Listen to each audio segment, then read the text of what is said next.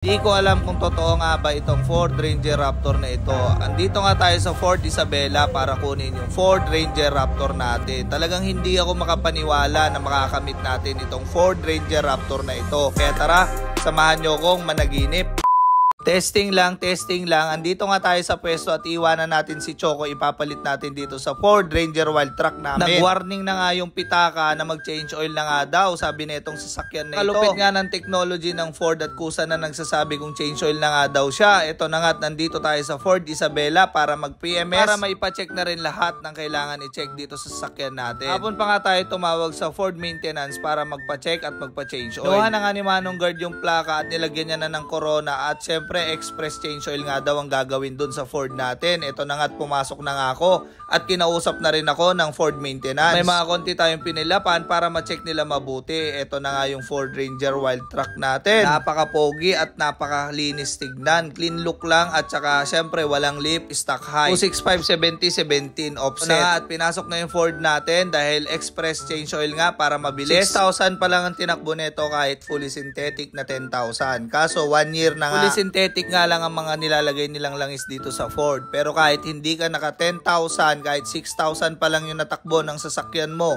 ay kung naka 1 year ka naman na, ay kailangan na rin i-change oil. Ito na nga yung mga presyo at yung mga papalitan. 9,850. Change oil, oil filter, cabin filter, check brake, okay naman lahat. At ito nga pala ang babayaran ko lahat ay 12,633. Ayan na nga at sinend ko na nga kay Papa para makita niya. Malawang change oil pa nga lang nitong Ford Ranger Wild Truck namin. Bukasa nga lang ito nagpapa-change oil. Meron nga silang ina-update dito sa sasakyan ng mga Ford. Talagang ibang-iba na, lalong-lalo na yung mga features nitong sasakyan namin na mga Ford. Yung mga Ford Everest na mga next gen, basta next generation na mga modelo. Ayan na nga yung mga cabin filter, ang mga papalitan at air filter. Usap nga tayong pumasok at medyo pinayagan naman tayo dito. Ito na nga at nakapakakinis pa naman daw ng mga brake pads at makakapal pa. Likod na nga rin kasi ang disc brake nitong pickup namin na Ford Ranger Wild Truck na next generation. Yan nga pala mag-change oil dito sa kasa. Talagang dalawa-dalawa sila gumagalaw kasi express tawagin nila. Date at reset lang naman ang gagawin dito at tamang linis lang ng mga brake pads at change oil, mga cabin filter, air filter lang mga pinalitan. Wala nang iba kasi